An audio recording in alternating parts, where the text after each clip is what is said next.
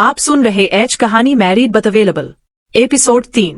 सुबह की रोशनी कमरे में धीरे धीरे फैल रही थी। खिड़की के पर्दों से छनकर आती धूप ने बिस्तर के उस कोने को छू लिया था जहां ईरा अकेली लेटी थी। कबीर उठ चुका था, शायद नाश्ते की टेबल पर बैठा होगा अपनी वही चुप्पी ओढ़े हुए। ईरा बिस्तर पर लेटी लेटी छत को देख रही थी, लेकिन उसका मन कहीं और था। वो कविता अब भी उसकी आंखों में तैर रही थी, अमन की दी हुई किताब में से पढ़ी गई पंक्तियां। जो सुना नहीं गया वो सबसे ज्यादा शोर करता है। उसने महसूस किया कबीर के साथ रहते हुए उसे बहुत कुछ कहना पड़ा, और बहुत कुछ कभी कहा ही नहीं गया।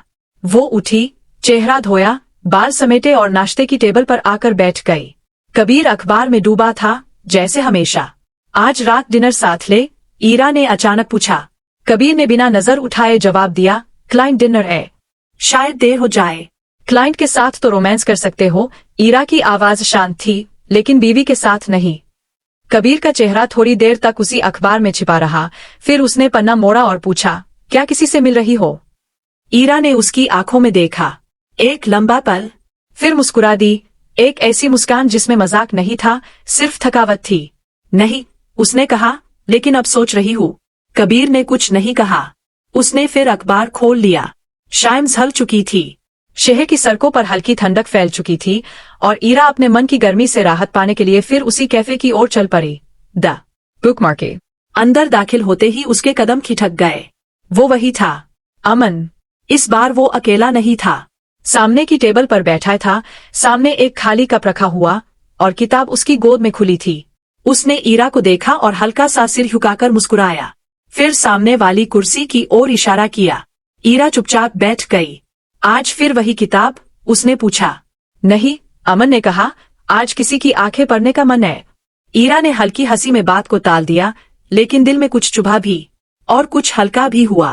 कभी कभी लगता है, अमन बोला, हम अपनी खामोशियां किसी अजनबी के सामने ज्यादा खुलकर रख सकते हैं, और अगर वो अजनबी सवाल ना करे, बस सुने। ईरा ने पूछा, तो शायद वो सबसे अपना होता है। अमन की आवाज बेहद मुलायम थी। एक वेटर आया और बिना पूछे अमन ने 2 कैपुचिनो ऑर्डर कर दी। मुझे याद था, उसने मुस्कुराकर कहा। ईरा कुछ कह नहीं पाई। कॉफी की भाप उनके बीच एक धीमी सी परत बना रही थी। रोशनी हल्की थी, लेकिन एहसास गहरा होता जा रहा था। तुम जब पहली बार आई थी, तुम्हारी आंखों में कुछ था, अमन ने अचानक कहा। क्या? ईरा चौंकी। शब्द नहीं थे, लेकिन बहुत कुछ कह रही थी। ईरा ने उस वक्त अपनी नजरें टेबल पर गिरा दीं। उसकी उंगलियां मग के किनारे से खेल रही थीं। कभी सोचा है? अमन बोला, हम कुछ रिश्तों में होते हैं, लेकिन उन्हें निभाते नहीं, बस सहते हैं। और कुछ रिश्ते, ईरा ने बात आगे बढ़ाई, बिना नाम के भी हमारे सबसे करीब होते हैं। अमन की नजरें अब भी उसी इंटेंसिटी से उसे देख रही थीं। अगर हम एक दूसरे से पहले मिले होते, उसने कहा, फिर रुक गया। ईरा का दिल जोर से धड़का, लेकिन उसने सिर्फ मुस्कुराकर कहा, तब शायद हम एक दूसरे को उतना महसूस नहीं कर पाते। कैफे से निकलते वक्त अमन ने दरवाजा खोला। बाहर हल्की हवा चल रही थी। तुम्हें छोड़ दूं? उसने पूछा। नहीं, ईरा ने तुरंत जवाब दिया, थोड़ा अकेले चलने का मन है। अमन ने सर हिलाया, आई गेट इट। ईरा चलने लगी, लेकिन कुछ कदम बाद उसने मुड़कर देखा था। उसे जाते हुए देखता हुआ अमन अब भी वही खड़ा। रात के 11 बजे ईरा घर पहुंची। ड्राइंग रूम की लाइट जली हुई थी। कबीर सोफा पर बैठा था, हाथ में फोन, आंखें स्क्रीन पर।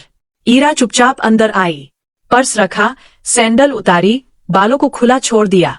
कबीर ने सिर उठाया। उसकी नजर ईरा के चेहरे पर गई। वह कुछ अलग था। वो मुस्कुरा रही थी, धीमे, लेकिन अंदर से। कहाँ थी? उसने पूछा। बुक कैफे में, ईरा ने कहा। अकेली? ईरा ने पल भर को सोचा, फिर कहा, नहीं। कबीर चुप रहा।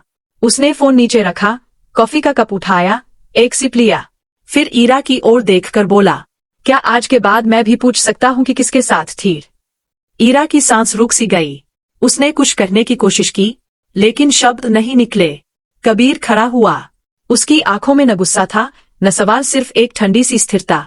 क्योंकि अगर तुम्हें छूट है, तो मुझे भी होनी चाहिए, ईरा।